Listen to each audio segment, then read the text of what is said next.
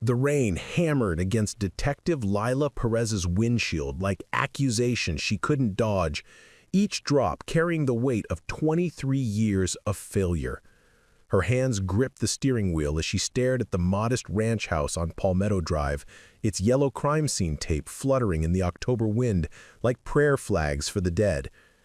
The call had come at 6:47 a.m., jolting her from the kind of sleep that never quite erased the faces of the unsolved, especially not the face of 8-year-old Marcus Williams, whose school photo still sat pinned to her office corkboard, faded but never forgotten. "Detective Perez?" The voice belonged to Officer Jamie Chen, barely 25 and still believing that justice was a river that always flowed toward truth.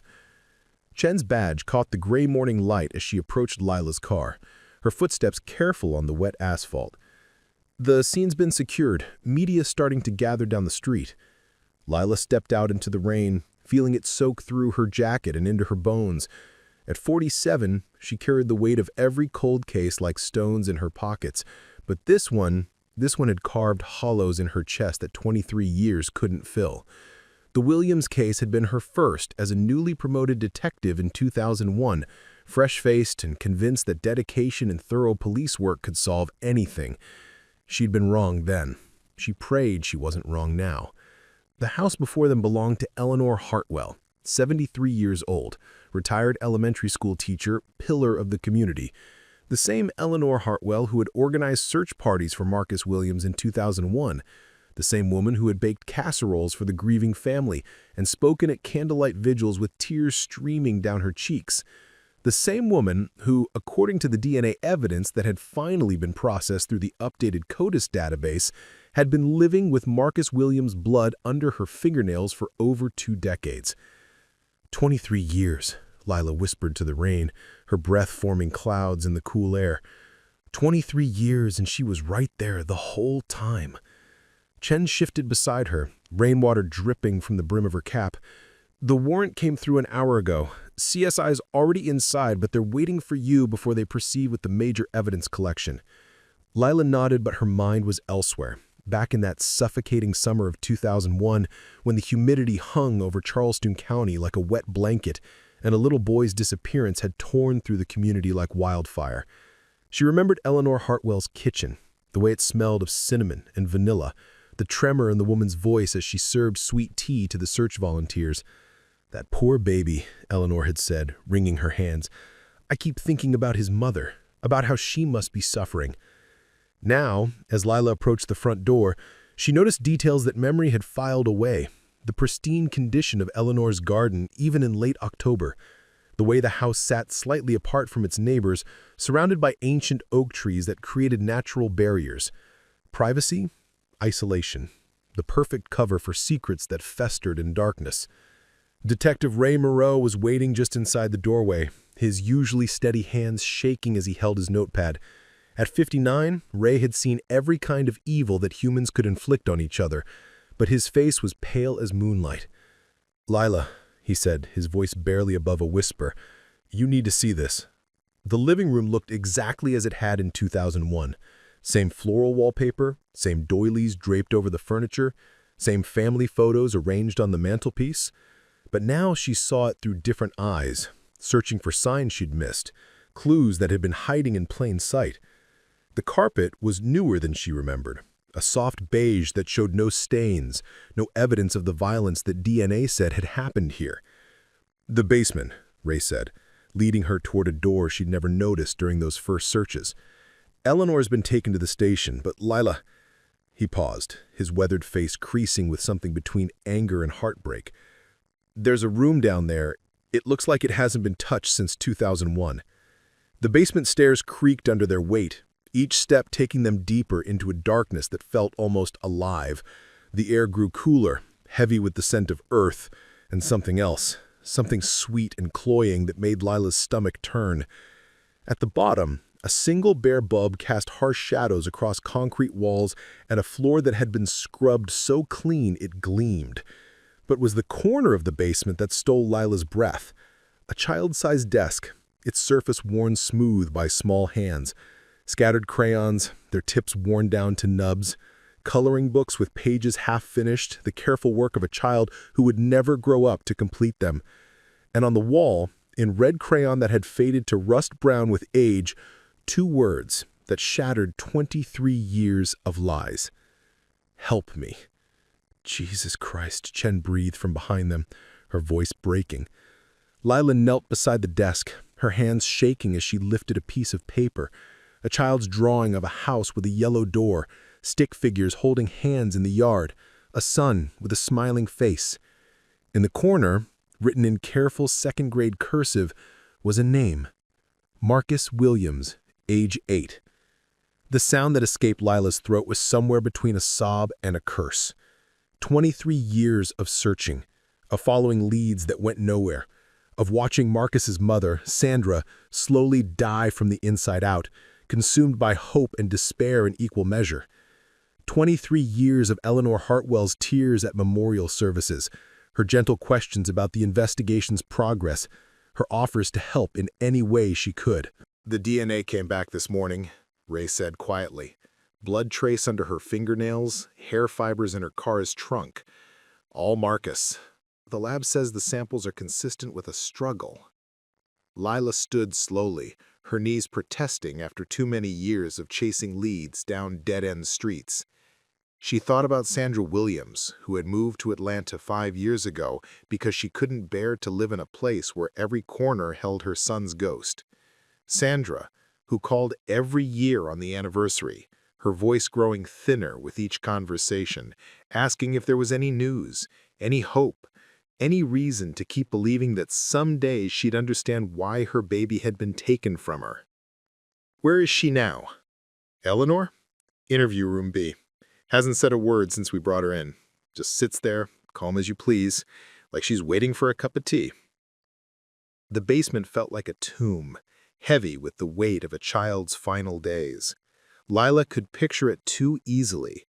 Marcus, terrified and confused, not understanding why the nice teacher from his school had brought him here instead of taking him home. The coloring book suggested he'd been kept alive for days, maybe weeks, slowly losing hope as he waited for rescue that would never come. "We need to call Sandra," Lyla said, her voice steady despite the storm raging in her chest. "She deserves to know before this hits the news." As they climbed back toward daylight, Lila's mind raced through the implications. Eleanor Hartwell had been more than just a suspect hiding in plain sight. She'd been an active participant in the search efforts, attending community meetings, offering comfort to the family, all while knowing exactly where Marcus was because she'd put him there. The level of calculation, of cold-blooded manipulation was staggering. Outside, the rain had intensified, turning the yard into a muddy mess that crime scene investigators navigated with careful steps. News vans were beginning to gather at the end of the street, their satellite dishes reaching toward gray clouds like metallic flowers seeking impossible light. By evening, Eleanor Hartwell's face would be on every screen in South Carolina, and the community that had mourned with her would learn that their grief had been a performance, their trust a weapon she'd wielded with surgical precision. But first, there was Sandra Williams, who deserved to hear the truth from someone who had carried her son's memory for 23 years. Word count, Section 1, 1,347 words. Expending Section 1 to meet 2,000-plus word requirement, Lyla sat in her car for a long moment, staring at her phone. Sandra's number was programmed into her contacts under MW Family, and every time she saw those letters, she felt the familiar weight of failure settle on her shoulders. 23 years of broken promises, of assurances that they were following leads, that Marcus's case remained active, that someone, somewhere remembered an 8-year-old boy with bright eyes and a gap-toothed smile. The call went to voicemail and found herself grateful for the reprieve. "Sandra, this is Detective Perez. I need you to call me back as soon as you get this message. It's about Marcus. We've made an arrest." She ended the call and immediately regretted her words. Too cold, too clinical for news that would reshape Sandra's entire existence. But how do you tell a mother that her child's killer had been comforting her at memorial services? How do you explain that the woman who brought flowers to Marcus's empty grave every year had put him in it? Ray appeared at her window, his face grim. Media's asking questions. Captain wants a statement prepared before the 5 o'clock news. What are we telling them? The truth, as much as we can. 23-year-old cold case, arrest made based on new DNA evidence, suspect in custody. But Lyla, he paused, rain dripping from his gray hair. They're going to want to know how we missed this for so long, how Eleanor Hartwell helped search for a boy she'd killed. The question hung between them like a blade. How had they missed it? Eleanor had been questioned, of course, like everyone in Marcus's life. Teachers, neighbors, family friends, all of them had been interviewed, their stories checked and cross-referenced. Eleanor's account had been consistent, unremarkable. She'd last seen Marcus on Friday afternoon when school ended. He seemed happy, excited for the weekend. She'd noticed him walking toward the school playground, but then she'd gotten in her car and driven home. Simple, straightforward, believable. Except it had all been lies, crafted by a woman who understood exactly how investigations worked, who knew that the best place to hide was in plain sight, among the searchers and the mourners and the heartbroken. Eleanor had weaponized the community's grief, using their trust as camouflage while she attended vigils and strategy meetings, all the while knowing that the answers they sought were buried beneath her house. "The thing that gets me," Ray said, leaning against Lila's car, "is that she volunteered to be interviewed again. 3 times, actually, over the years, always saying she might have remembered something new, something that could help. Each time she'd come in with some small detail that led nowhere, but it showed she cared, showed she was still thinking about Marcus." Lyla remembered those interviews. Eleanor in the sterile conference room, her hands folded in her lap, eyes bright with what everyone assumed was concern. "I keep thinking about that poor child," she'd said during one session. "Sometimes I wake up at night wondering if I saw something I didn't realize was important. I wish I could do more." Now those words took on a sinister new meaning. Eleanor hadn't been trying to help. She'd been monitoring the investigation, staying close enough to know if the police were getting warm, ready to redirect their attention if necessary. She'd been playing a 23-year game of chess, and until this morning, she'd been winning. Lila's phone buzzed. Sandra Williams, calling back from Atlanta. "Detective Perez?" Sandra's voice was careful, controlled. 23 years had taught her not to get her hopes up. "What's happened? Your message said you made an arrest." "Sandra, I need you to sit down. Are you somewhere private?" A pause. "I'm at work, but I can find somewhere. Detective, please, just tell me." Lyla closed her eyes, seeing Sandra as she'd been in 2001, 32 years old, Marcus's age now, plus 6 months. A young mother whose world had imploded on a sunny Friday afternoon when her son didn't come home from school. "Sandra, we've arrested Eleanor Hartwell in connection with Marcus's death. DNA evidence links her to the crime." The silence stretched so long that Lyla thought the call might have dropped. Then, in a voice so small it barely carried through the phone, "Eleanor, Mrs. Hartwell from the school?" "Yes." "But she helped look for him. She brought me food. She held my hand at the memorial service." Sandra's voice was climbing, disbelief and horror warring for control. "She said she loved him. She said he was one of her favorite students." "I know. I'm so sorry, Sandra. I know how difficult this must be to hear." "Difficult?" The word came out as a bitter laugh. "Detective, this woman comforted me. She told me not to give up hope. She said Marcus was probably scared but alive, that someone would find him and bring him home. And she knew the whole time that he was..." Sandra's voice broke and Lyla listened to 23 years of grief pour through the phone. She'd heard Sandra cry before, but this was different. This was the sound of a woman's faith in humanity shattering into pieces too small to ever reassemble. "Where is she now?" Sandra finally asked. "In custody. We're preparing charges." "I want to see her." "Sandra? I don't think that's—" "I want to look her in the eye and ask her why." Sandra's voice had gone flat, emotionless in a way that worried Lyla more than her tears. "I want to ask her how someone could sit in my living room and drink my coffee and pretend to care about my son when she knew he was dead. I want to understand how someone could be that evil." Lyla understood the impulse. She'd spent her career searching for those answers, trying to comprehend the darkness that lived in human hearts. But some questions didn't have answers that made sense, and some truths only made the world seem colder and more random than anyone could bear. As she talked Sandra through the next steps, the media attention, the trial that would eventually come, the reopening of wounds that had never properly healed, Lyla found herself thinking about the coloring books in Eleanor's basement. Marcus had drawn pictures in his final days, creating art that no one would see for over 2 decades. Had he drawn his mother? Had he colored pictures of home, of safety, of the life he thought he'd return to? The rain continued to fall, washing over the crime scene like tears the sky had been holding back for 23 years. And somewhere in Atlanta, a mother who had spent half her life mourning her son was learning that the woman who had mourned with her had been the monster all along. Detective Lyla Perez had never learned to sleep through the night without ghosts. At 3 a.m., she sat at her kitchen table, case files spread across the scarred wood like tarot cards predicting futures that never came to pass.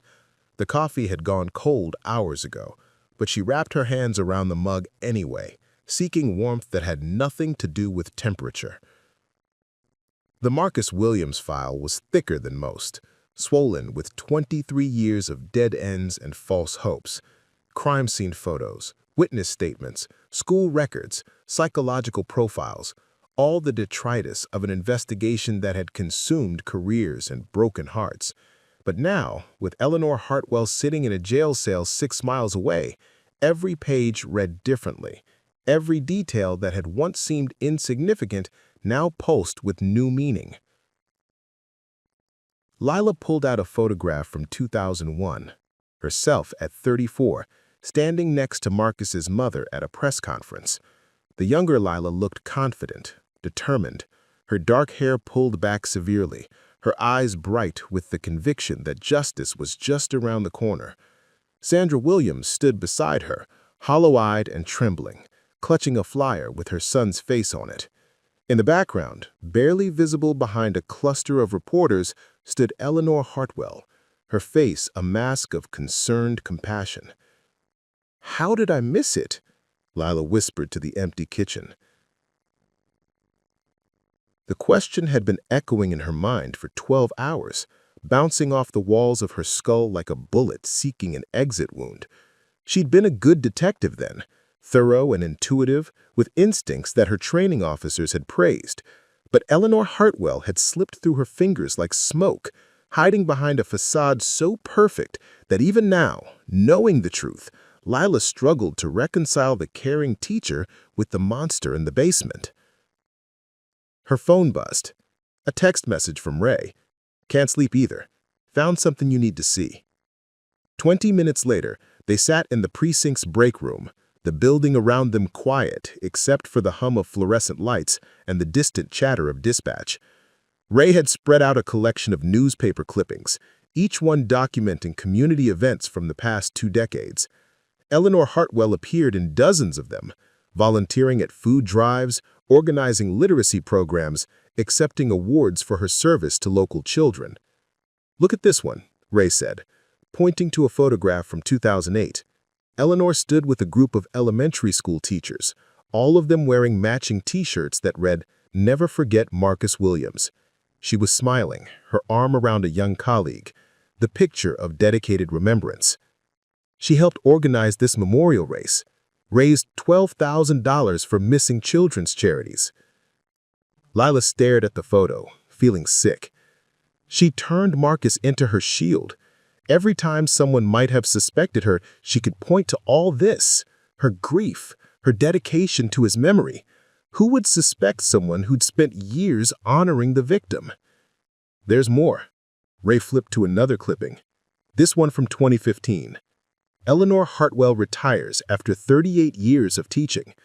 Look at what the principal said about her. Lyla read aloud. Eleanor has touched the lives of thousands of children over her career. Her classroom was always a safe haven, a place where every child felt valued and protected. She will be deeply missed by students, parents, and colleagues alike. The irony was suffocating. Eleanor's professional reputation had been built on protecting children, yet she'd murdered one of them and used that very reputation to deflect suspicion. She turned trust itself into an impenetrable armor. I keep thinking about the interviews, Lyla said, pouring herself another cup of coffee from the ancient machine in the corner. She was so helpful, so eager to share anything that might be useful. I remember thinking how much she cared about Marcus, how genuinely upset she seemed. Ray nodded grimly. I pulled the transcripts. Listen to this from her second interview in 2002. I think about Marcus every day. Sometimes I imagine what he might look like now, if he's grown taller, if he's learning to read better. I tell myself that whoever has him is taking good care of him, that maybe someday he'll come home. The words hit Lyla like physical blows. Eleanor had crafted her lies with surgical precision, feeding false hope to a grieving mother while she knew that Marcus's body was decomposing beneath her house. The calculated cruelty of it was breathtaking. She enjoyed it, Lyla realized, the words emerging from some dark corner of her mind. The interviews, the memorial services, the search parties, she enjoyed being part of it all. She got off on being close to the investigation, on knowing something everyone else desperately wanted to know. The break room felt smaller suddenly, the walls pressing in with the weight of 23 years of deception. Lyla thought about all the nights she'd lain awake, running through possibilities, wondering if Marcus was still alive somewhere, imagining reunions that would never come. She thought about Sandra Williams, who'd moved to Atlanta not because she'd given up hope, but because Charleston held too many memories of the son she'd lost and the community that had promised to find him. We need to go through everything again, Lyla said. Every statement, every piece of evidence, every interaction we had with her. There have to be clues we missed, inconsistencies we explained away. Ray was already ahead of her, pulling out Eleanor's employment records. She took a week off in October 2001, right after Marcus disappeared. Said she was too upset to teach, needed time to process the tragedy. Except she wasn't processing anything, Lyla said. She was cleaning up, disposing of evidence, scrubbing that basement, making sure nothing could tie her to Marcus's death. They worked through the night, rebuilding the timeline of those crucial weeks in 2001. Eleanor's pattern emerged slowly, periods of high visibility where she was seen at search headquarters or community meetings, alternating with strategic absences that she explained as grief-induced breakdowns. She'd been present enough to monitor the investigation's progress, but absent enough to handle the practical details of covering up murder. The sun was rising when Lyla finally drove home, exhaustion settling into her bones like arthritis. Her apartment was small and sparse, the walls decorated with commendations and case files rather than family photos or personal mementos. At 47, she'd never married, never had children, her life consumed by other people's tragedies and mysteries. The job had given her purpose, but had also isolated her from the kind of normal human connections that most people took for granted. Her phone rang as she was falling asleep. Sandra Williams calling from Atlanta. Detective Perez, I'm sorry to call so early, but I couldn't sleep. I keep thinking about what you told me yesterday. It's okay, Sandra. I couldn't sleep either. How are you holding up? I don't know. Angry, I think, and confused. I keep going over every interaction I had with her, every conversation. She seemed so genuine, so caring. Was any of it real? Lila stared at the ceiling, searching for words that might provide comfort, but finding none. I think she's very good at being what people need her to be. She understood that you needed someone to believe Marcus was still alive, so that's what she gave you. But she knew he wasn't. She knew because she... Sandra's voice broke. How long do you think he suffered? In that basement, with those coloring books? How long was he down there before she... Sandra, don't do that to yourself. Don't imagine details that will only cause you more pain. I can't help it. For 23 years, I've been imagining him growing up somewhere, maybe with a family that loved him. I told myself that maybe whoever took him couldn't have children of their own, that they just wanted to love him. It was the only way I could bear it, thinking that he might be happy somewhere, even if I couldn't be with him. The cruelty of that hope was almost unbearable. Sandra had spent over 2 decades crafting fantasies that allowed her to function, to get up each morning and continue living despite the gaping hole in her heart. Now she had to reconcile those gentle illusions with the harsh reality of Marcus's final days. I want to come back, Sandra said suddenly. For the trial. I want to be there when she's sentenced. That could be months away, maybe longer. Are you sure you're ready for that? I don't know if I'll ever be ready, but Marcus deserves to have someone there who loved him, someone who remembers the real him, not whatever twisted version she created in her mind to justify what she did. After Sandra hung up, Lila lay in the growing daylight, thinking about the different versions of Marcus Williams that existed in different minds. To Sandra, he was the 8-year-old with scraped knees and a love of dinosaurs, frozen forever at the moment he disappeared. To Eleanor, he was something else entirely. A victim, a secret, a source of power and control. To the community, he'd become a symbol of loss and hope, his image on missing posters a reminder of how quickly safety could be shattered. But in that basement, coloring pictures with worn-down crayons, Marcus had been something else entirely. A terrified child who couldn't understand why the nice teacher from school had brought him to this dark place, why she wouldn't let him go home, why no one came to rescue him despite his carefully written plea for help on the wall. Lila finally fell asleep as the sun climbed higher, her dreams filled with basement walls and children's drawings and the sound of rain that wouldn't stop falling.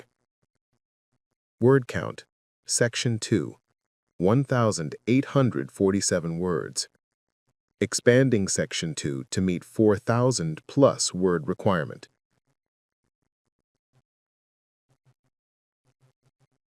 The afternoon sun slanted through the windows of Interview Room B as Lila prepared for her first face-to-face encounter with Eleanor Hartwell since the arrest. She'd spent the morning reviewing interrogation techniques, consulting with the district attorney's office, and trying to prepare herself for the moment when she'd look into the eyes of a woman who'd spent 23 years lying to her face. Eleanor sat perfectly still at the metal table, her hands folded in her lap like she was waiting for a church service to begin. At 73, she remained handsome in the way that some older women do, silver hair neatly styled, minimal makeup applied with practiced precision, a cardigan that looked soft and expensive. She could have been anyone's beloved grandmother, the kind of woman who baked cookies for school fundraisers and remembered every child's birthday.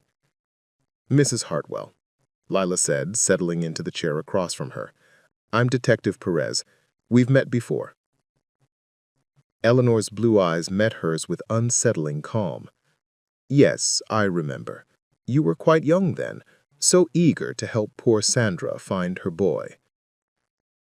The casual tone, the slight smile, it was as if they were discussing the weather rather than the murder of a child. Lila had encountered sociopaths before, but Eleanor's composure was unnerving in its completeness. There was no nervous energy, no tells or tics that suggested internal struggle. She sat like a woman at peace with herself and her choices. We found the basement room, Eleanor. We found Marcus's drawings. Did you? Eleanor tilted her head slightly, genuinely interested. I always thought he was quite artistic for his age. Such careful attention to detail in his coloring. The clinical detachment in her voice made Lila's skin crawl. Eleanor spoke about Marcus's final artistic efforts as if she was discussing a former student's science project, not the desperate creative output of a dying child. Why don't you tell me what happened that day in October 2001? Eleanor considered this for a moment, her fingers smoothing the fabric of her skirt. Which part would you like to know about? There's quite a lot to cover. Start with when you took Marcus from the school playground. Took him. Eleanor's eyebrows rose in gentle surprise. Oh, detective, that makes it sound so dramatic. Marcus came with me quite willingly. I simply told him that his mother had been in an accident and asked me to pick him up. Children that age are very trusting when it comes to teachers. The matter-of-fact admission hit Lila like a physical blow. Eleanor had manipulated Marcus's trust in authority figures, his natural inclination to believe that teachers were safe people who would protect him. She'd weaponized the very innocence that made children vulnerable. And then you took him to your house? Of course. Where else would I take him? I couldn't very well keep him at school, could I? Too many people around, too many questions. What happened in your basement, Eleanor?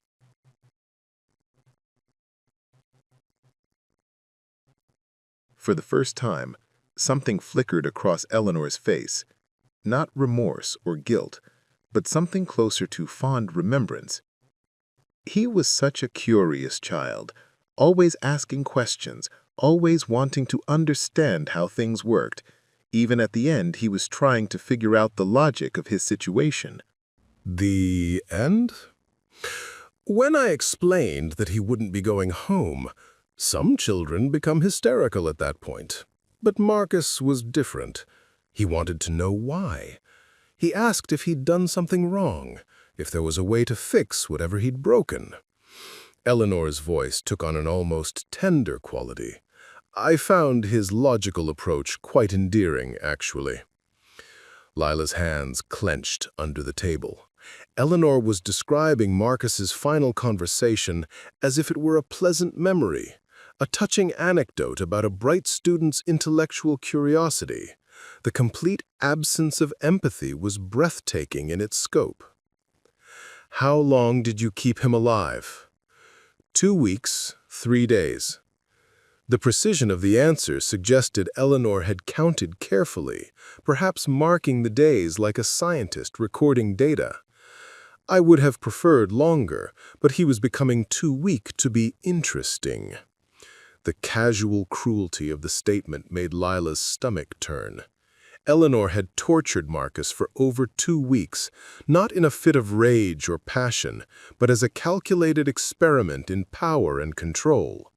She'd monitored his decline with clinical detachment, ending his life only when he no longer served her purposes. Did you rape him? Oh, goodness, no. Eleanor seemed genuinely shocked by the suggestion. Detective, you misunderstand my motivations entirely. This was never about sex. It was about having complete control over another human being, about being the most important person in someone's universe. So you killed him because you were bored. Eleanor considered this carefully. Boredom is too simple a word. I killed him because the dynamic had run its natural course. He'd moved through the stages of hope, bargaining, despair, and finally acceptance. Once a child reaches acceptance, the relationship becomes static. There's no more growth to observe.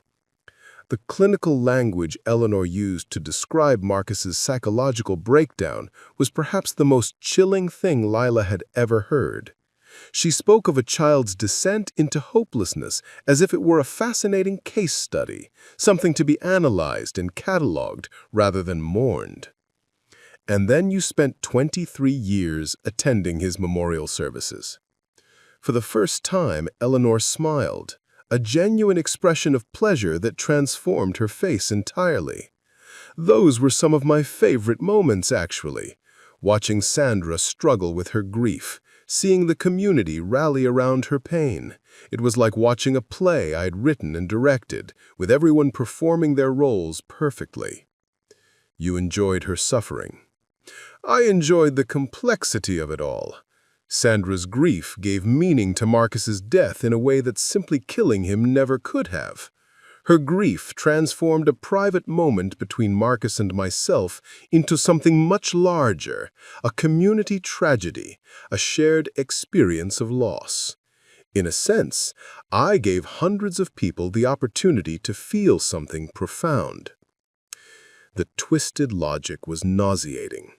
Eleanor had convinced herself that Marcus's murder was a gift to the community, that the pain and fear she'd caused were somehow valuable experiences that enriched people's lives. She'd transformed mass trauma into a personal art project, with herself as the hidden creator pulling strings from the shadows. What about the search parties? The volunteers who spent weeks looking for Marcus? Eleanor's eyes lit up with what could only be described as pride. Oh, those were wonderful. So much energy, so much hope. People discovering reserves of compassion they didn't know they possessed. I helped organize several of them, you know. I felt it was important to guide the process, to ensure that the search efforts created maximum emotional impact. She orchestrated the very searches designed to find her victim, manipulating grieving people into performing their anguish for her entertainment. The level of calculated cruelty involved was almost impossible to comprehend. Did you ever think about what you'd done? Did you ever feel guilty? Eleanor's brow furrowed as if the question confused her. Guilty about what, exactly? I gave Marcus 2 weeks of individual attention that he never would have received otherwise. I made him the center of a community-wide effort that brought people together in ways they'd never experienced. His death had more meaning than most people's entire lives. The complete absence of remorse was staggering. Eleanor hadn't just failed to feel guilty about murdering Marcus, she had convinced herself that she'd done him a favor. In her twisted worldview, she was a benefactor who'd elevated an ordinary child into something approaching sainthood through the simple act of killing him. Lyla stood abruptly, needing to put distance between herself and the woman across the table. 23 years of wondering, of searching for answers, and now she had them. Eleanor Hartwell wasn't a monster driven by passion or desperation or mental illness. She was something far worse, a calculating predator who'd turned a child's murder into performance art, who'd fed off community grief like a vampire feeding off blood. "We're done here," Lyla said, her voice steady despite the nausea rising in her throat. Eleanor looked genuinely disappointed.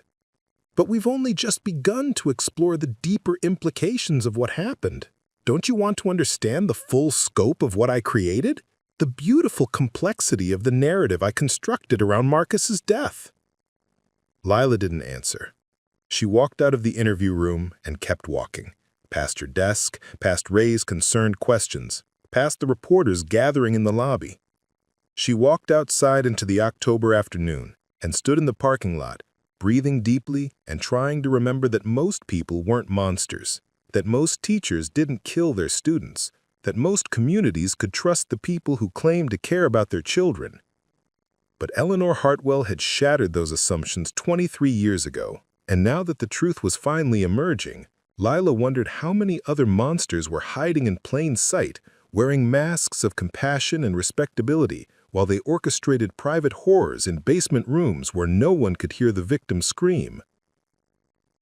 The news broke at 5 p.m. on a Tuesday, rippling through Charleston County like a stone thrown into still water. Channel 4's lead anchor, Margaret Chen, Officer Jamie Chen's older sister, sat behind the news desk with the practiced composure of someone who delivered tragedy to living rooms for 15 years. But even her professional demeanor couldn't quite mask the horror in her eyes as she read the teleprompter. Good evening. I'm Margaret Chen. Tonight, a story that has shocked our community to its core. Eleanor Hartwell, a beloved retired elementary school teacher, has been arrested in connection with the 2001 murder of 8-year-old Marcus Williams. DNA evidence has linked the 73-year-old woman to the crime that baffled investigators for more than 2 decades. The words landed in living rooms across the county like grenades, exploding carefully constructed assumptions about safety, trust, and the nature of evil itself. Within minutes, social media erupted with disbelief, anger, and the kind of raw emotion that only comes when a community's deepest wound is suddenly ripped open again. At Riverside Elementary School, where Eleanor had taught for 38 years, Principal Janet Morrison stood in her office watching the news with a growing sense of unreality. The woman on the screen, silver-haired, dignified, wearing the same gentle smile that had greeted thousands of children over nearly 4 decades, couldn't possibly be the same person who had murdered Marcus Williams. It was impossible. Eleanor Hartwell was the teacher parents requested by name, the one who stayed late to help struggling students, who attended every school play and science fair, who had a gift for making even the most reluctant learners feel valued and capable. Preparing and narrating this type of story took us long efforts and hard work, so if you're enjoying the story, please consider subscribing to our channel. "This has to be a mistake," Janet whispered to her empty office, but even as she spoke the words, doubt began to creep in like cold water through cracks in a foundation. Across town, in the modest duplex where Marcus Williams had lived until that terrible October day in 2001, Maria Santos watched the news with her own 8-year-old son curled against her side. Diego had just started 3rd grade at Riverside Elementary, the same school Marcus had attended, the same grade he'd been in when he disappeared. The coincidence felt like a cruel joke, and Maria found herself unconsciously tightening her arms around her boy. "Mama, why are you squeezing so tight?" Diego asked, looking up with eyes that reminded Maria of the school photos she'd seen of Marcus Williams over the years. Bright, curious, innocent in the way that only children could be. "No reason, mi amor," Maria lied, her voice barely steady. "Just giving you extra hugs." But her mind was racing through implications that made her stomach clench with fear.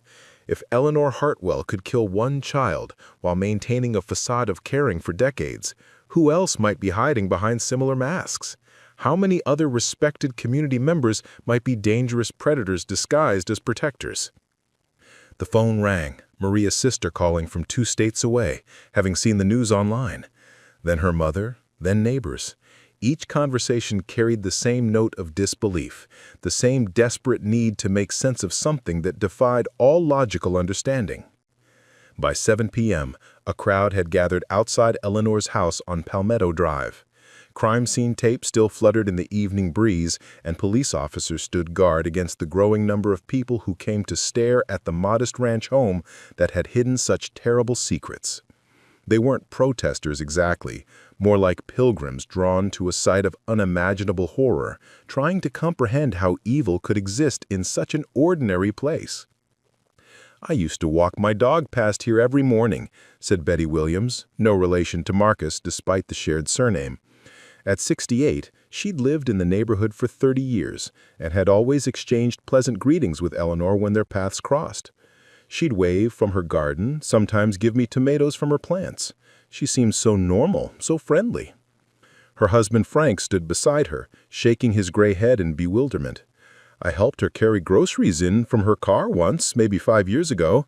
She invited us in for coffee, showed us pictures of her students. She talked about them like they were her own grandchildren." The conversation was interrupted by the arrival of a black sedan carrying Sandra Williams. Word had spread quickly that Marcus's mother was returning to Charleston for the first time in 5 years, and the crowd parted respectfully as she emerged from the car. At 55, Sandra bore the marks of 23 years of unresolved grief, silver streaking her dark hair, lines etched deeply around her eyes, a fragility that seemed to emanate from her very bones. Detective Lyla Perez had driven Sandra from the airport, and now she stood protectively beside the smaller woman as they approached the house where Marcus had died. The crowd was respectfully quiet, but Lyla could feel their emotions pressing against her like a physical weight. Anger, confusion, betrayal, and underneath it all, a dawning fear that the world was far more dangerous than they believed. "This is where he was?" Sandra asked, her voice barely audible. "All these years, when I was living 6 blocks away, he was here?" Lyla nodded, not trusting her voice. The cruel proximity was perhaps the worst part. Sandra had grieved for her son while he lay dead less than a mile from their home, hidden under the house of a woman who brought casseroles to the memorial services. "I want to see the basement," Sandra said suddenly. "Sandra, I don't think I need to see where my baby spent his last days. I need to understand what happened to him." The crowd watched in respectful silence as Sandra approached the front door, escorted by Lyla and Officer Chen.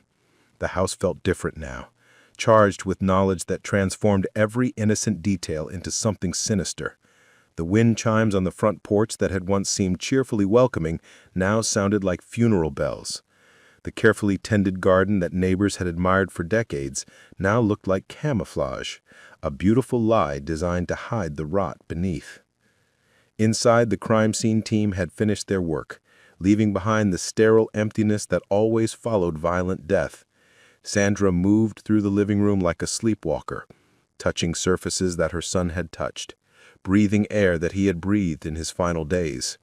When they reached the basement door, she paused for so long that Lyla thought she might change her mind. "He called out for me. Down there in the dark, he probably called for his mama, and I never came. Sandra." "I dreamed about this for years, you know, that he was trapped somewhere, calling my name, and I couldn't find him. I thought they were nightmares. Turns out they were true. The basement felt like a tomb, heavy with the weight of unspeakable suffering." Sandra knelt beside the small desk where Marcus had colored his final pictures, her fingers tracing the worn surface where his hands had rested. The crayons were still scattered across the desktop, their bright colors a heartbreaking contrast to the gray concrete walls that had been his prison. "Look," Sandra whispered, picking up a piece of paper. It was another drawing, one that hadn't been included in the evidence photos. A stick figure family standing in front of a house. The mother figure wore a dress and had long hair. The boy figure was smaller, holding the mother's hand. At the top of the page, in careful second-grade letters, Marcus had written, "I love you, Mama."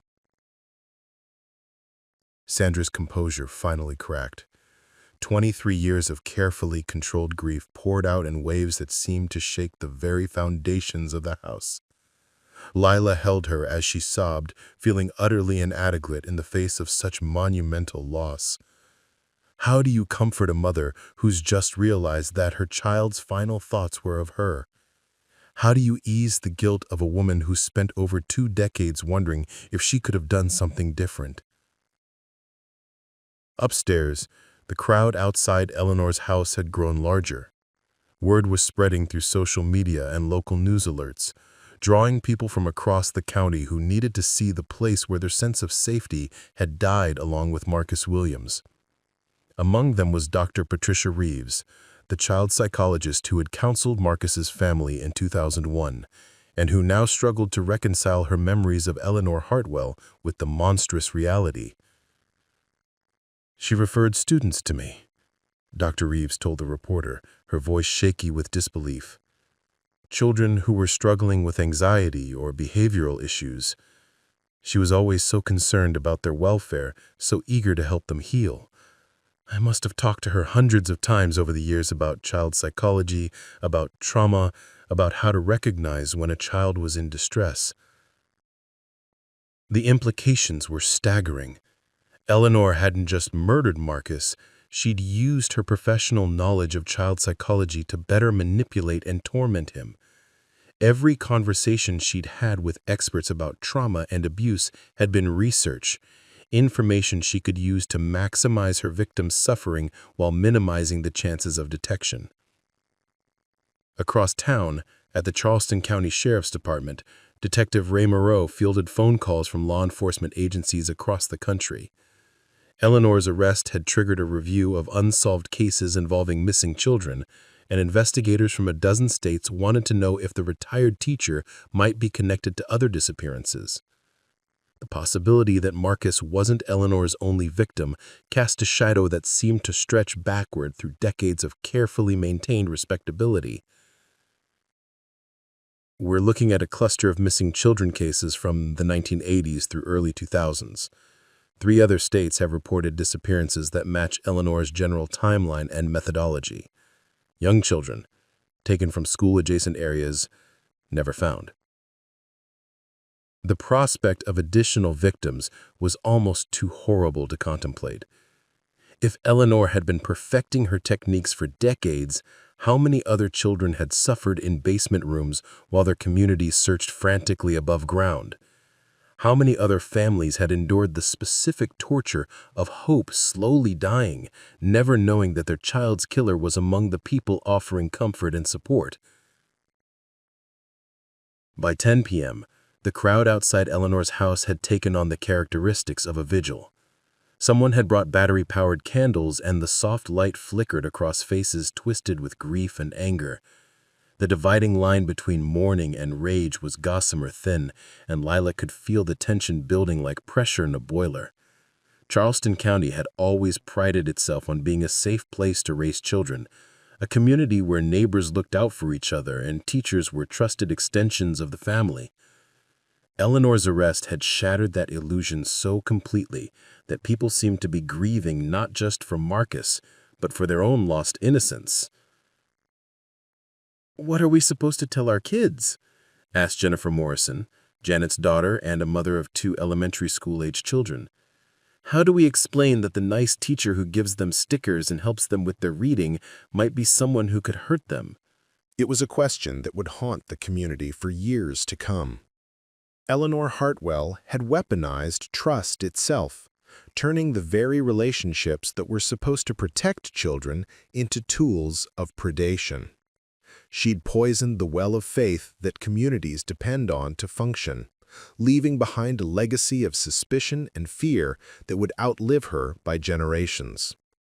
As the night wore on, the vigil became awake, not just for Marcus Williams, but for a version of their community that could never be resurrected. People shared memories of their own interactions with Eleanor, each story taking on sinister new meanings in light of what they now knew. The teacher who stayed late to help students had been using that time to identify potential victims. The woman who volunteered for every school event had been hunting in plain sight, camouflaged by her reputation for caring.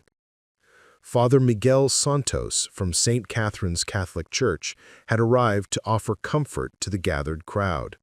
But even his words of faith seemed inadequate against the magnitude of the betrayal. How do you maintain belief in human goodness when evil can wear such a convincing mask? How do you trust your instincts when they've been so thoroughly deceived? "We must remember," Father Santos said, his voice carrying across the night air, "that for every Eleanor Hartwell, there are thousands of teachers, counselors, and community members who truly do care for our children. We cannot let one monster destroy our faith in all the good people who dedicate their lives to protecting the innocent." But even as he spoke the words, Lyla could see doubt flickering in the faces around her. Eleanor's arrest hadn't just solved a cold case. It had opened a wound in the community's psyche that might never fully heal. The comfortable assumption that evil announces itself, that monsters look like monsters, had been replaced by the terrifying knowledge that predators could be anyone, anywhere, hiding behind smiles and good deeds and 23 years of perfect acting. As midnight approached and the crowd finally began to disperse, Sandra Williams stood alone in front of the house where her son had died. The police had offered to escort her back to her hotel, but she needed these few moments of solitude with the truth she'd waited so long to learn. Marcus was gone. She'd known that for years. But now she knew how and where and why. And somehow that knowledge was both a relief and a fresh source of agony. "I'm sorry, baby. I'm sorry it took us so long to find you." Somewhere in the darkness, an owl called, mournful and solitary, the sound of a creature that hunted in silence while the world slept. It seemed like the perfect soundtrack for a night when the community's faith in safety and goodness had died along with their memories of the woman they'd thought they knew. Eleanor Hartwell sat in her cell 6 miles away, probably sleeping peacefully, untroubled by conscience or regret. But the people she'd deceived would carry the weight of her betrayal forever, wondering how many other monsters might be hiding among them, waiting for the right moment to strike. The following morning brought no relief from the storm Eleanor's rest had unleashed. Dawn revealed a community transformed overnight, where every interaction carried new weight and every familiar face prompted uncomfortable questions. At Riverside Elementary School, Principal Janet Morrison faced the impossible task of explaining to her faculty how a colleague they'd worked alongside for decades could have committed such an unthinkable crime. The emergency staff meeting convened at 6 a.m. before the students arrived. 28 teachers, counselors, and administrators crowded into the library, their faces reflecting various stages of shock, denial, and horror. Many had worked directly with Eleanor during her final years at the school. Some had considered her a mentor, a friend, even a surrogate mother figure. "I need everyone to understand," Janet began, her voice carefully controlled, "that we're going to be under intense scrutiny. Parents will have questions we can't answer. The media will want statements we're not prepared to give. But our first responsibility is to the children who will walk through these doors in 2 hours, many of whom were taught by Eleanor in years past." Third-grade teacher Amy Fielding raised a trembling hand. At 26, she was one of the younger faculty members, but Eleanor had taken her under her wing during her first year at Riverside. "Principal Morrison, I don't understand how we missed this. Eleanor she was the best of us. She knew every child's name, remembered their birthdays, stayed late to help struggling readers. How could someone who seemed to care so much about children be capable of—" She couldn't finish the sentence. "That's exactly what makes this so difficult to process," said Dr. Sarah Chen, the school counselor and sister to officers Jamie and Margaret Chen. "Predators don't announce themselves. They often gravitate towards positions of trust and authority specifically because it gives them access to victims while providing cover for their activities." The brutal reality was setting in. Eleanor hadn't been a good teacher who happened to be a killer. She'd been a killer who used teaching as a hunting ground, cultivating trust and respect that served as both camouflage and weapon. Every kindness she'd shown, every extra moment she'd spent with a struggling student now had to be re-examined through the lens of her true nature. "We need to talk about the children," Dr. Chen continued. "Some of our current students were in Eleanor's final classes before she retired in 2015. They're going to hear about this arrest, and they may feel confused, betrayed, or even guilty. We need to be prepared to address their emotional needs while also reviewing any concerning incidents from Eleanor's tenure that we might have overlooked at the time." The implications were staggering. Eleanor had taught at Riverside for 38 years, which meant she'd had contact with thousands of children. Had Marcus been her only victim, or had there been others who'd never been reported missing because Eleanor had been more careful, more strategic in her selections? "I keep thinking about the sick days," said veteran teacher Robert Hayes, who'd worked alongside Eleanor for 15 years. "She used to take clusters of personal days, sometimes a week at a time. Said she was dealing with family issues or health problems. We all respected her privacy, never questioned it. But now those mysterious absences took on sinister implications. Had Eleanor been using that time to hunt for victims, to dispose of evidence, to travel to other communities where she might strike without arousing local suspicion? The conversation was interrupted by the arrival of Detective Lyla Perez, who'd come to interview faculty members about their memories of Eleanor's behavior. Her presence in the school library felt surreal. This was a place associated with learning and growth, not criminal investigation and child murder. "I know this is difficult," Lyla began, her voice gentle but professional. "But I need you all to think back over your years working with Eleanor. Were there any incidents that seemed odd at the time? Any interactions with students that made you uncomfortable? Any patterns of behavior that might seem significant in retrospect?" The teachers exchanged glances, searching their memories for details that might have seemed innocent at the time, but could now be crucial evidence. The process felt like archaeology, excavating years of shared experiences to uncover the truth that had been hiding beneath the surface.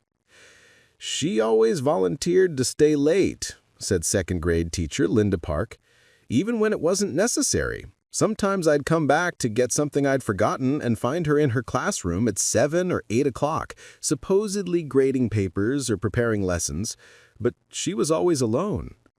And she had keys to everything," added Amy Fielding. "Eleanor had been here so long that she had access to all the buildings, all the storage areas. She could have gone anywhere in the school complex without anyone questioning her presence." As the interviews continued, a disturbing picture began to emerge. Eleanor hadn't just been a dedicated teacher, she'd been a predator who had systematically positioned herself to have maximum access to potential victims while minimizing oversight. Her long tenure, stellar reputation, and trusted status had made her essentially unsupervised, free to interact with children without the normal safeguards that might have protected them. Meanwhile, across town, the revelation of Eleanor's arrest was rippling through other institutions where she'd been involved. The Charleston County Public Library, where she'd volunteered reading to children for over a decade. The Methodist Church, where she'd taught Sunday school. The Boys and Girls Club, where she'd mentored at-risk youth. Each organization was now forced to confront the possibility that they'd unknowingly facilitated a predator's access to vulnerable children. At the library, Director Helen Matthews spent the morning locked in her office, poring over volunteer records and incident reports. Eleanor had been one of their most reliable volunteers, showing up every Tuesday and Thursday for the Children's Story Hour. She'd been beloved by the kids, who would run to hug her when they saw her arrive. Parents had specifically requested that their children be included in Eleanor's reading groups. "I'm going to be sick," Helen muttered, staring at a photograph from last year's summer reading program. Eleanor stood in the center of a group of smiling children, her arms around two young boys who looked remarkably similar to Marcus Williams in age and appearance. Had Eleanor been drawn to specific types of children? Did she have preferences that might help investigators identify other potential victims? The phone rang constantly. Parents demanding answers, reporters seeking comments, law enforcement agencies requesting records.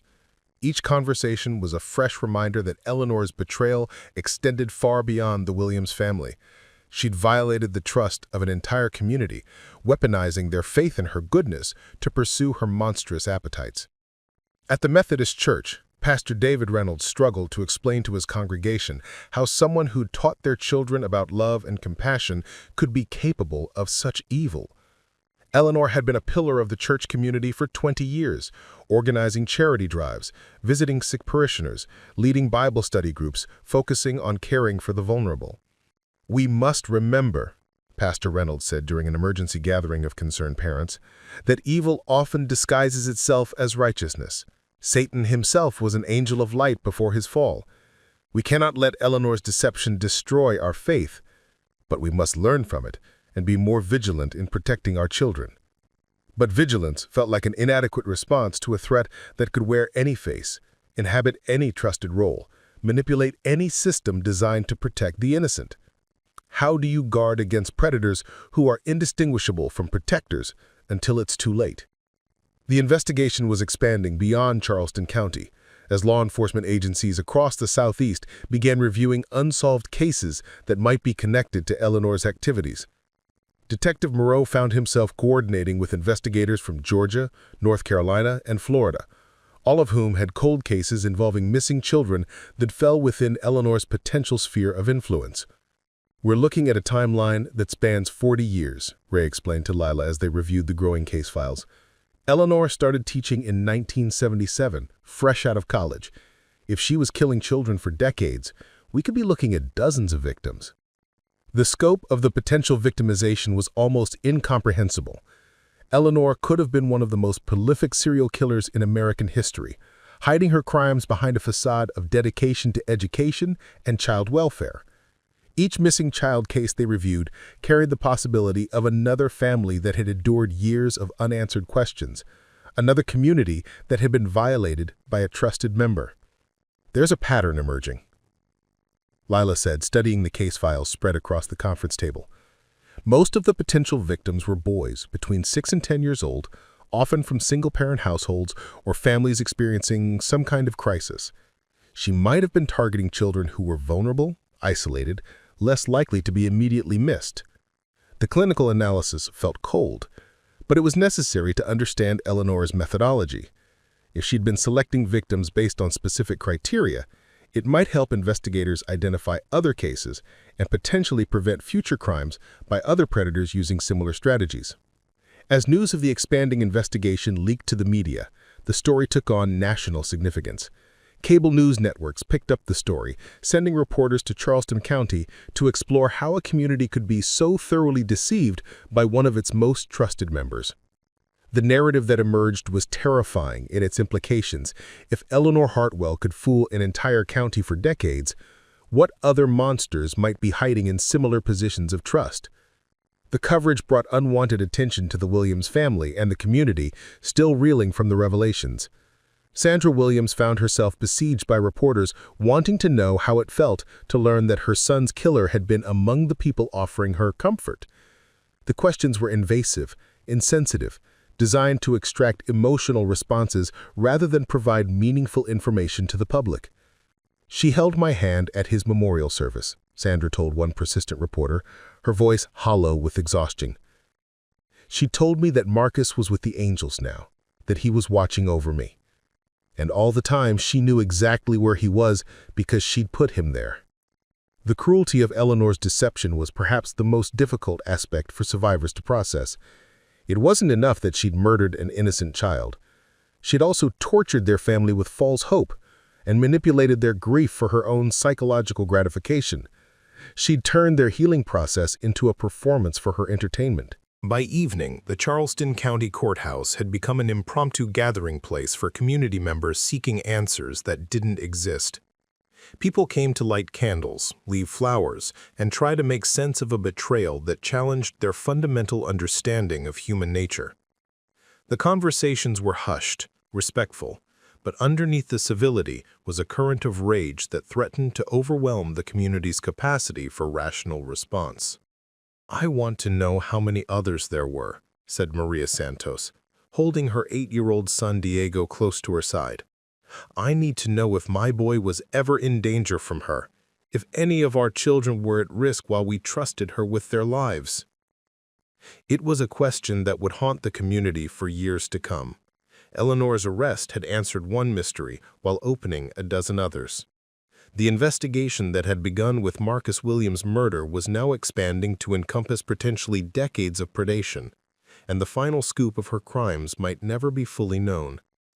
As night fell over Charleston County, the lights in the detective division burned late into the darkness. Lyla Perez, Ray Moreau, and a growing team of investigators worked through files that stretched back 40 years, searching for patterns that might reveal the true extent of Eleanor Hartwell's legacy of violence.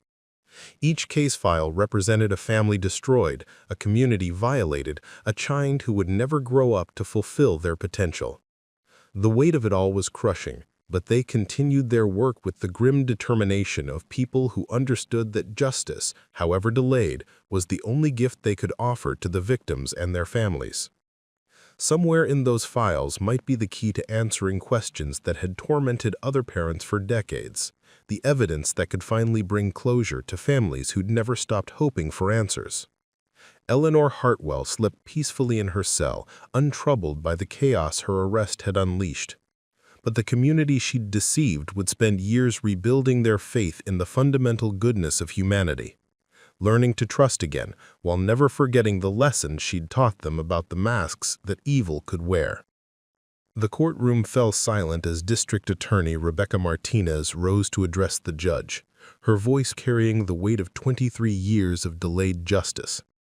Behind her, Sandra Williams sat in the front row, flanked by Detective Lyla Perez and victim advocates who'd helped her navigate the legal system that would finally hold her son's killer accountable. Eleanor Hartwell sat at the defendant's table, her silver hair perfectly styled, her blue dress conservative and appropriate, the very picture of a respectable grandmother facing unjust accusations. "Your Honor," Martinez began, "the state of South Carolina will prove beyond any reasonable doubt that the defendant, Eleanor Catherine Hartwell, willfully and maliciously murdered 8-year-old Marcus Williams on or about October 15, 2001, and that she subsequently engaged in a systematic campaign of deception designed to evade justice while psychologically torturing the victim's family and community." The formal language couldn't capture the true horror of what Eleanor had done, but it was a beginning, the first official acknowledgement that Marcus Williams' death had been neither accident nor mystery, but the calculated act of a predator who'd hidden among those sworn to protect children. Judge Patricia Hoffman, a stern woman in her 60s who'd presided over some of Charleston County's most difficult cases, reviewed the preliminary evidence with visible disgust. The DNA results were unambiguous. Blood and hair samples found in Eleanor's home matched Marcus Williams with a probability exceeding 99.97%. But the physical evidence was only part of the prosecution's case. They also had Eleanor's own words, recorded during her chillingly casual confession to Detective Perez. "The defendant has admitted to holding Marcus Williams prisoner in her basement for over 2 weeks. She has described in detail how she manipulated his trust, how she monitored his psychological deterioration, and how she ultimately ended his life when his suffering no longer provided her with entertainment. These are not the actions of someone experiencing a mental health crisis or temporary loss of judgment. These are the calculated behaviors of a predator who spent decades perfecting her methods." Eleanor's defense attorney, court-appointed public defender Thomas Reed, had one of the most difficult jobs in the legal system. His client had confessed to heinous crimes with such casual indifference that even the most experienced criminal lawyers were shaken. Reed's only viable strategy was to argue for mental incompetence, to suggest that Eleanor's complete lack of remorse indicated a profound psychological disorder that rendered her unable to understand the nature of her actions.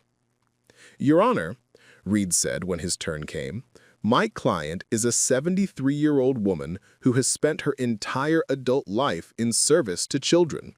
The allegations against her are so contrary to her established character that we must consider the possibility of age-related cognitive decline, dementia, or other neurological conditions that might explain her current statements and behavior." It was a weak defense, and everyone in the courtroom knew it. Eleanor's confession had been too detailed, too coherent, too obviously the product of a sharp and calculating mind. She hadn't rambled or shown signs of confusion. She'd provided a methodical account of her crimes with the precision of someone who'd spent years remembering every detail. The first major revelation came when Dr. Michael Harrison, a forensic psychologist who'd evaluated Eleanor, took the stand.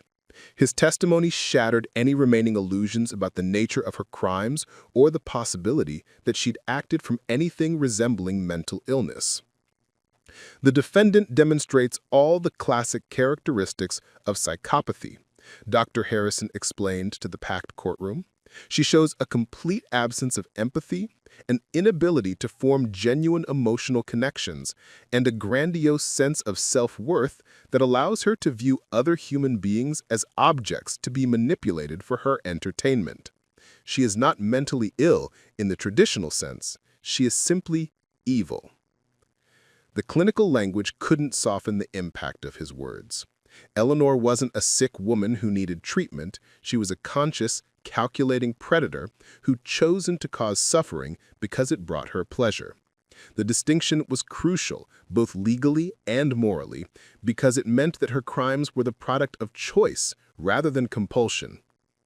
In my professional opinion, Dr. Harrison continued, the defendant is likely responsible for multiple victims over several decades. The sophistication of her methods, the depth of her deception, and the psychological profile she presents are consistent with someone who has refined her techniques through extensive practice. Sandra Williams gripped the wooden bench in front of her as the full scope of Eleanor's probable crimes began to emerge in court. It wasn't enough that this woman had murdered Marcus. She'd likely done it to other children, other families, for decades.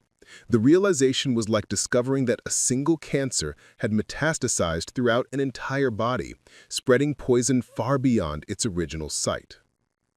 The second revelation came from Dr. Ray Moreau, who'd spent months coordinating with law enforcement agencies across the Southeast. His testimony outlined a pattern of missing children cases that aligned with Eleanor's movements and methodology over a 40-year period. We've identified 17 cases across 5 states that share significant similarities with the Marcus Williams murder, Ray testified, consulting his notes with hands that trembled slightly. Children between the ages of 6 and 10, predominantly male, taken from school-adjacent areas or community events where the defendant had access. In 12 of these cases, Eleanor Hartwell was living or working in the immediate area when the disappearances occurred. The numbers hit the courtroom like physical blows. 17 children, 17 families destroyed, 17 communities violated by a predator who'd masqueraded as their protector. The scope of the potential victimization was almost incomprehensible. Of course, we can't definitively link the defendant to all of these cases, but the pattern is too consistent to ignore. We're working with other jurisdictions to develop additional evidence, and we expect more charges to be filed in the coming months. Eleanor sat through these revelations with the same calm composure she'd maintained throughout the proceedings. She didn't flinch when Dr. Harrison described her as evil. She didn't react when Ray outlined the evidence linking her to multiple child murders.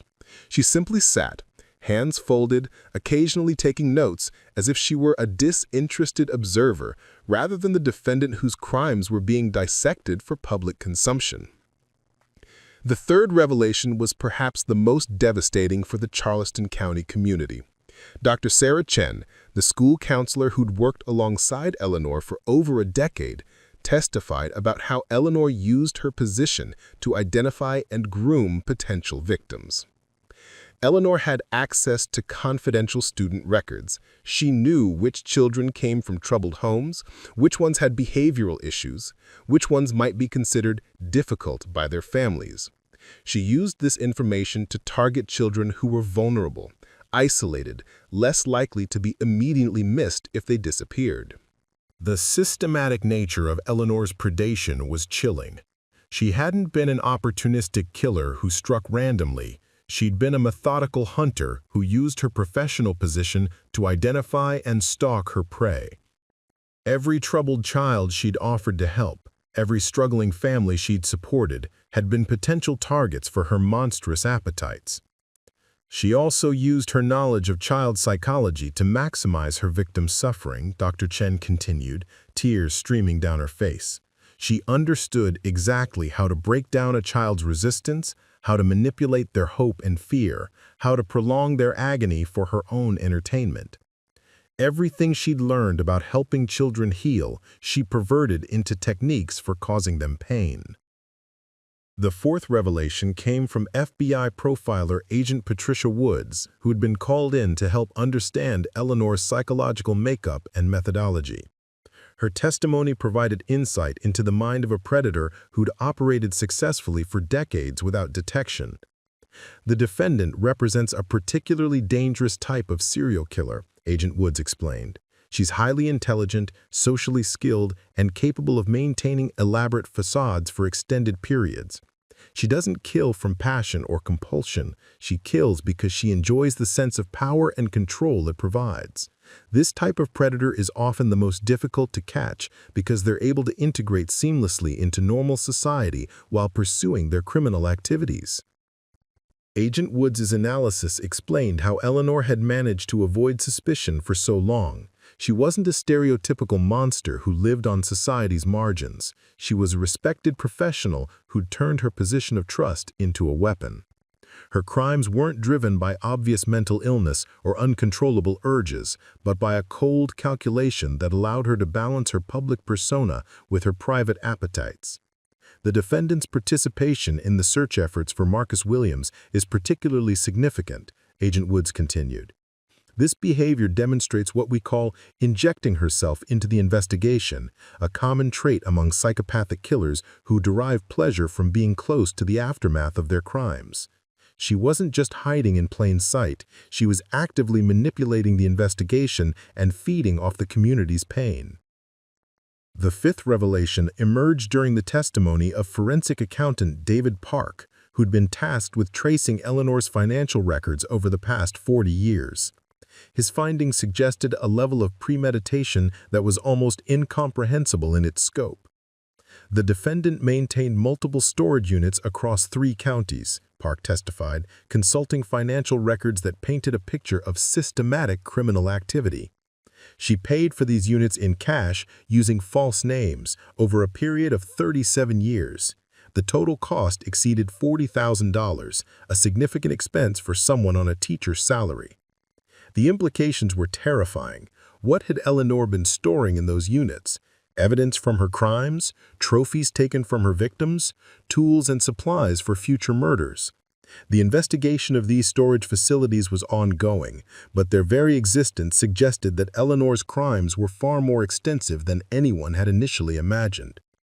She also made regular cash withdrawals that don't correspond to any normal living expenses, Park continued. These withdrawals occurred in patterns that align with the disappearances we're investigating, large amounts of cash taken shortly before children went missing in various communities. The financial evidence painted a picture of a predator who'd spent decades preparing for and covering up her crimes. Eleanor hadn't been an impulsive killer. She'd been a methodical monster who treated child murder as a carefully planned business venture.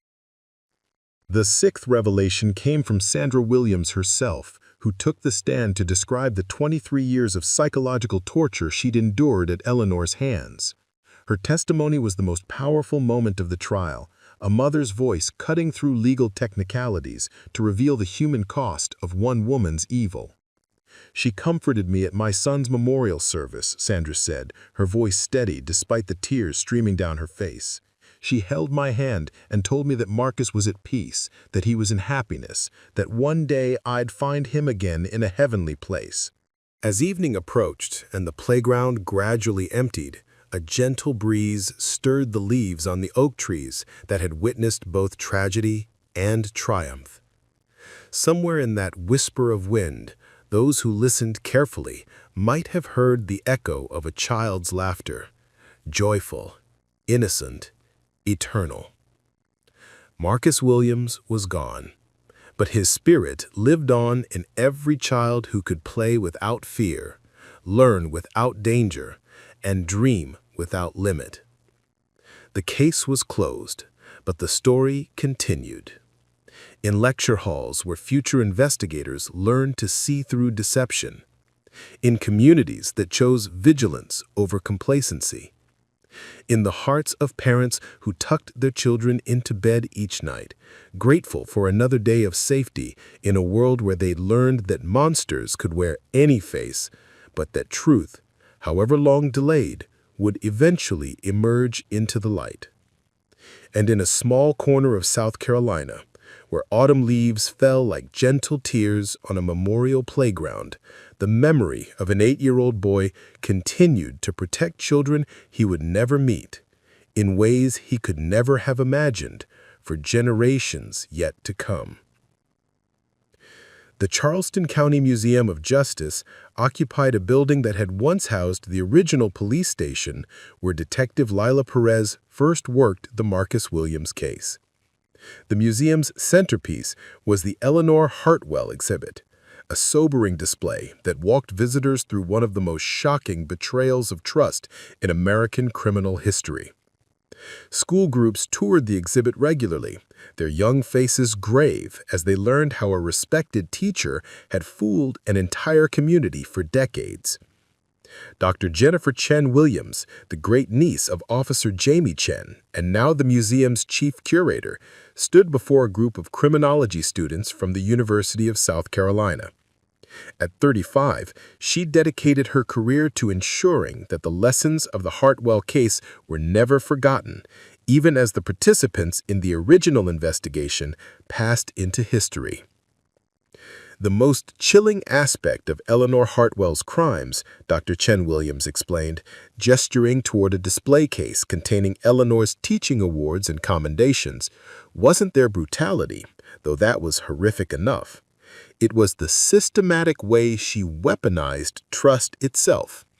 She turned the very institutions designed to protect children into hunting grounds for her predation. The display included Eleanor's 1999 Teacher of the Year Award, presented just 2 years before she murdered Marcus Williams. The bronze plaque, once a symbol of educational excellence, now served as a reminder of how completely evil could masquerade as virtue. Visitors often stared at it in uncomfortable silence, struggling to reconcile the honor with the horror of what they knew had followed. We've identified patterns in her behavior that have helped us understand how institutional predators operate, Dr. Chen Williams continued, gesturing toward a display case containing Eleanor's teaching awards and commendations. Eleanor didn't just randomly select victims. She spent years studying family dynamics, identifying children who were vulnerable, isolated, or experiencing trauma that might make them easier to manipulate. She used her professional knowledge of child psychology as a weapon against the very children she was supposed to protect. The students took notes furiously, understanding that they were learning not just history, but contemporary investigative techniques. The Hartwell case had spawned an entire subspecialty within criminal psychology, focused on understanding how predators infiltrated and exploited systems of trust. Universities across the country now offered courses in institutional predation, using Eleanor's methods as a cautionary template. In another section of the museum, the Marcus Williams Memorial Hall displayed artifacts from the original investigation, evidence bags, crime scene photographs, and the heartbreaking children's drawings found in Eleanor's basement. The centerpiece was Marcus's final artwork, preserved behind climate-controlled glass. The stick figure family drawing with "I love you, Mama" written in careful second-grade letters. Visitors often left flowers at the base of the display case, and a guest book filled with thousands of messages testified to the lasting impact of Marcus's story. Parents wrote about hugging their children tighter after learning about his case. Teachers reflected on the responsibility they bore as guardians of young lives. Law enforcement officers shared how Marcus's story had changed their approach to investigating missing children cases. 60 years after Marcus's death, the annual Marcus Williams Conference on Child Protection had grown into the premier gathering for professionals working in child safety, drawing attendees from around the world to Charleston County. The conference was hosted at the Marcus Williams Center for Justice, a state-of-the-art facility that combined research, training, and victim services under one roof. Dr. Timothy Santos, the son of Maria Santos, who had lived in Marcus's former home, now served as the center's director. At 45, he'd spent his entire career working to prevent other children from suffering Marcus's fate. His personal connection to the case, having grown up in the house where Marcus once lived, gave him a unique perspective on how communities processed and healed from institutional betrayal. We gather here each year not just to honor Marcus Williams' memory, but to recommit ourselves to the vigilance his death taught us was necessary, Dr. Santos said during his opening remarks to the assembled crowd of social workers, teachers, law enforcement officers, and child advocates. Eleanor Hartwell showed us that evil can hide behind the most convincing masks, but she also showed us that truth, however long delayed, will eventually emerge.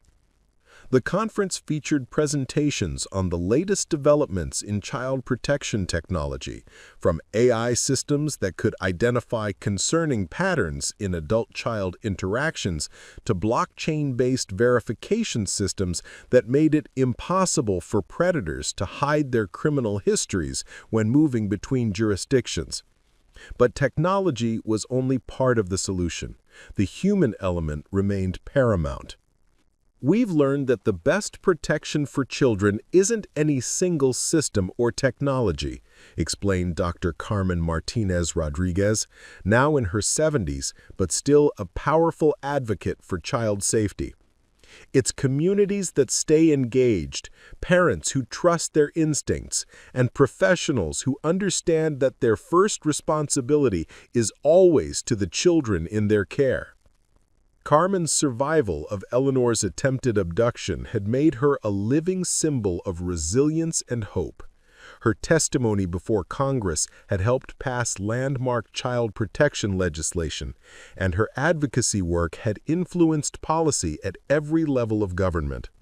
But perhaps more importantly, her life had shown that survivors could transform their trauma into tools for protecting others. 70 years after Marcus's death, the last person who had known Eleanor personally was Janet Morrison, now 98 and living in an assisted care facility in Charleston. As the former principal of Riverside Elementary, she'd worked alongside Eleanor for over a decade, considering her a friend and mentor. The revelation of Eleanor's true nature had shattered her faith in her own judgment, leading to years of therapy and soul-searching. "I keep thinking about all the signs I must have missed," Janet told her biographer, who was documenting the first-hand accounts of people who'd known Eleanor before her arrest.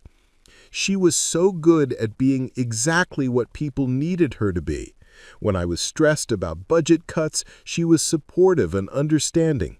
When I worried about difficult students, she had solutions. She made herself indispensable by being perfect, and that perfection should have been a warning sign." Janet's memoir, The Teacher Next Door: How Evil Hid Among Us, had become required reading in education programs across the country.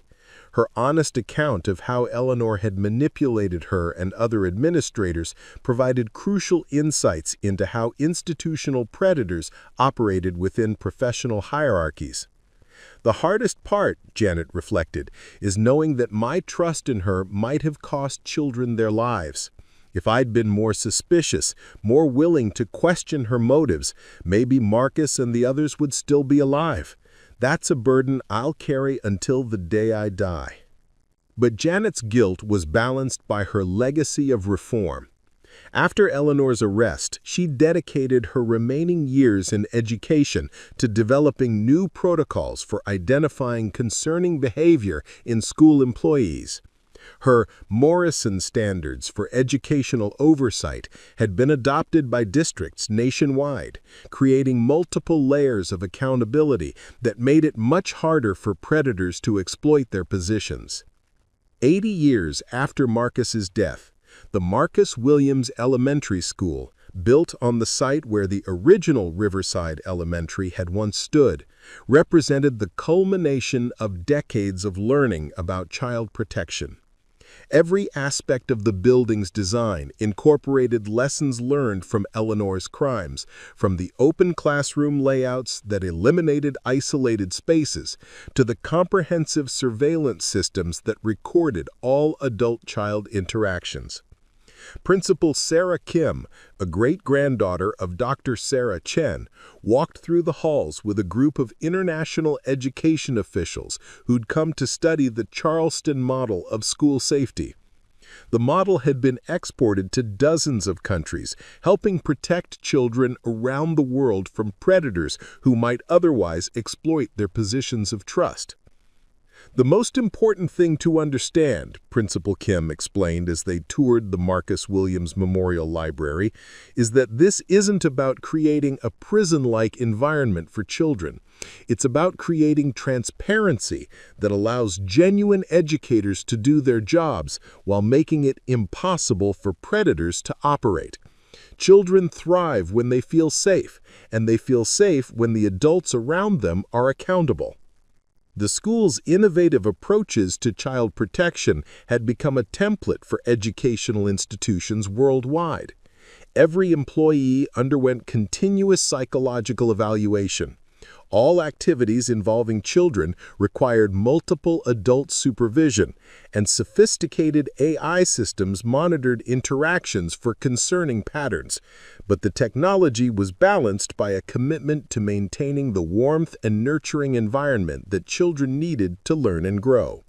Marcus Williams never got to attend a school like this, Principal Kim said, pausing before the portrait of the boy that hung in the library. But every child who does attend here is a little bit safer because of what his death taught us. That's not a consolation for his loss, but it's a meaning we can draw from his tragedy. 90 years after Marcus's death. The world had changed dramatically in the 9 decades since Marcus Williams' murder, but the fundamental lessons of his case remained relevant. Holographic memorials now told his story to new generations, and quantum-encrypted databases ensured that predators could never again move between jurisdictions undetected. But technology alone hadn't solved the problem of institutional predation. It had only made it more sophisticated. Dr. Marcus Chen Santos, named in honor of the murdered boy and representing the 3rd generation of professionals inspired by his case, published a comprehensive analysis of how predation patterns had evolved with technological advancement. His research showed that while Eleanor Hartwell's specific methods were no longer possible, new forms of institutional predation had emerged that required constant vigilance and adaptation. Eleanor Hartwell was an analog predator in an analog world. Dr. Chen Santos wrote in his landmark study, "Today's predators operate in digital spaces, using social media, virtual reality, and AI-generated personas to exploit children in ways that Eleanor could never have imagined. But the fundamental principle remains the same. Predators seek positions of trust and authority that give them access to victims while providing cover for their activities." The study had prompted another wave of reforms in child protection, demonstrating that the work begun in Marcus's memory could never be considered complete. Each generation faced new challenges in protecting children, requiring fresh vigilance and innovative solutions. But the foundation laid by those who'd learned from Marcus's death provided a solid base for meeting whatever threats emerged. 100 years after Marcus's death. The centennial commemoration of Marcus Williams' birth was marked by the opening of the Global Center for Child Protection in Charleston County. The facility, funded by contributions from around the world, represented humanity's commitment to ensuring that no child would ever again suffer as Marcus had. Advanced AI systems could now predict potential predators with startling accuracy, while global communication networks made it impossible for dangerous individuals to simply disappear and resurface in new locations.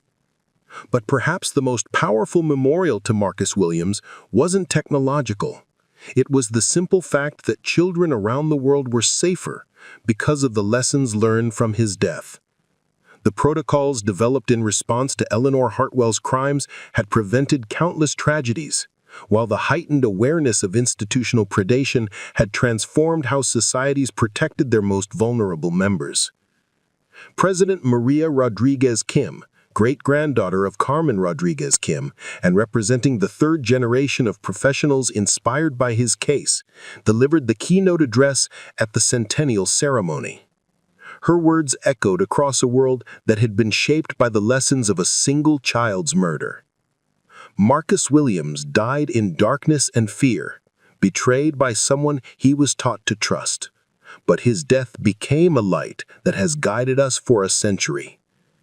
Every child who sleeps safely tonight, every parent who can trust in their community's protection, every teacher who understands their sacred responsibility, they are all part of Marcus's legacy. The ceremony concluded with the traditional reading of names, not just Eleanor Hartwell's 22 confirmed victims, but the thousands of potential victims who had been saved by the reforms implemented in response to their deaths. It was a bittersweet memorial, honoring both those who had been lost and those who had been protected. As the sun set over Charleston County, where a little boy's murder had shocked a community into vigilance that spread across the globe, the lights of the Global Center for Child Protection began to glow. Inside, researchers continued their work. Teachers received training in the latest protection protocols, and survivors shared their stories with new generations of advocates. Eleanor Hartwell had been dead for 70 years, her evil finally extinguished by time and justice. But Marcus Williams lived on, in the technologies that protected children, in the laws that governed their care, in the hearts of parents who understood that vigilance was the price of safety. His short life had become an eternal flame, lighting the way for countless others who might otherwise have been lost to darkness. The case was closed, but the mission continued. In every school where children learned without fear, in every community that chose vigilance over complacency, in every moment when a potential predator was identified and stopped before they could claim their first victim, Marcus Williams' memory kept watch over the innocent. And in the gentle evening breeze that stirred the leaves of the memorial oak trees, those who listened carefully could still hear the echo of a promise made long ago, that his silence would never be forgotten, that his death would protect life, that his story would guide humanity toward a future where no child would ever again be betrayed by those sworn to protect them.